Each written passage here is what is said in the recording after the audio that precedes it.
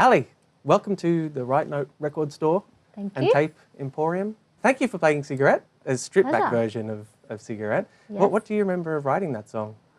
I wrote that song with a guy in LA that I've done a bit of writing with, yeah, I was listening to lots of Weezer and lots of fuzz pedals, and just wanted wanted to make pop music, you know. And so yeah, we sat down and had a chat. He was one of those songwriters that I could just we talked about our lives, Yep. and they're the best times because you sit and you write a song together, and it's like words you've actually said or feelings you've actually had, and yeah, he's great. So yeah, just good fun. Yeah. How many songs came out of that session?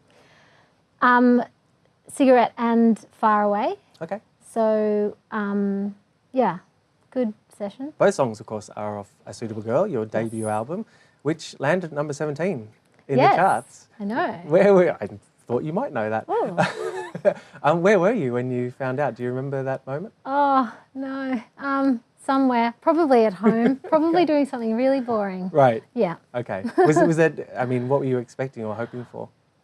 I don't know. I mean, I try and keep my expectations low just for my own self-preservation. Right. But I felt good about the album, and obviously really excited and pleased that it came in like that. I'm just so stoked at the response. People have been so supportive. So yeah. Nice.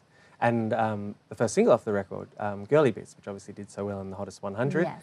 And I've seen people sort of talk about that as being a feminist anthem. Yep. I mean, are you happy with that tag for the song? Yeah, I mean, I didn't write it with that in mind. It was purely wrote from a feeling, like frustration about what I was feeling on that day. I was away, I was on a holiday, and sometimes on holidays I have nothing to do and I get grumpy, I get angry, and so I write a song. Thank God I had a guitar with me. But but I think, it has lyrics that speak to other people, and I'm glad that other people can identify with it. And, the message behind it is, I think, an important one, that we talk about, like how women are represented and how women feel,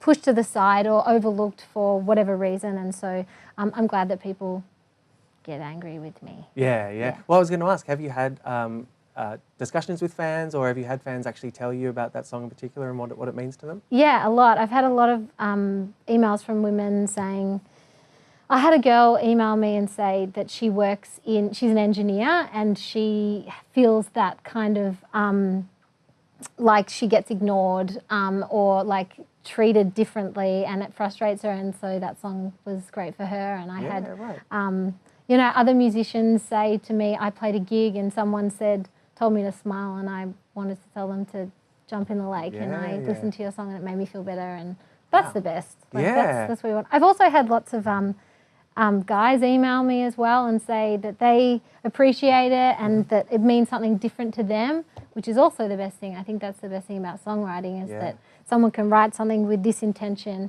and then it's open to anything. You can mean something completely different to you. And so there's I guess an element of sort of early 90s to your sound. Yes. And one of the aspects of the early 90s, which you've kind of adopted, which I love, is fanzines. Yes. Or doing your own fanzine. And I guess the first edition, which came out around the album. Yes. Is there going to be a second one?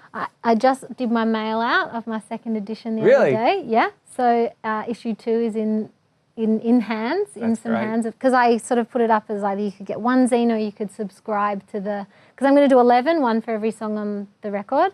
And yeah, it's really fun because it's a way for me to explore. I do an interview with a woman, a contemporary, maybe in a different field and what they're doing. So it's cool to talk to other women and see what they're doing in their processes. And then I get to talk about books or music or things that have inspired me. And yeah, it's really fun. And another thing you're doing as well as the History Girls, Yes. Spotify playlist and also the social media updates. Yep.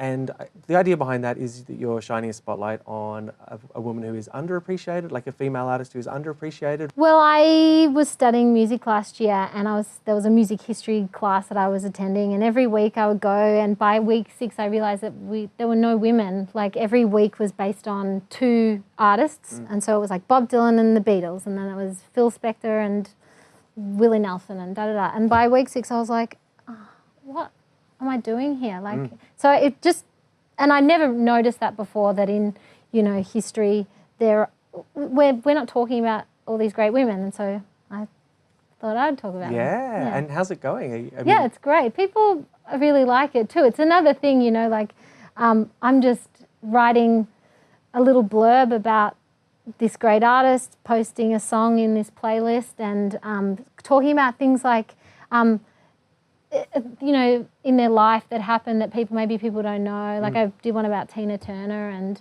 stuff about her, and Ike Turner, and then she left him and she had no money and she was underappreciated. No, she was like playing dodgy venues, and then it wasn't until she was 44 that she released What's Love Got to Do With It, and she was like the oldest woman at that time in history to have a #1 single. Yep. And so like, so cool to know this stuff. So when you take things like the History Girls podcast and the idea with the fanzine idea, and then some of the, I guess, the strong sort of, you know, female empowerment lyrically of your music, when you sort of put all that together, you know, you're becoming something of a role model, I think, for musicians, particularly young female musicians.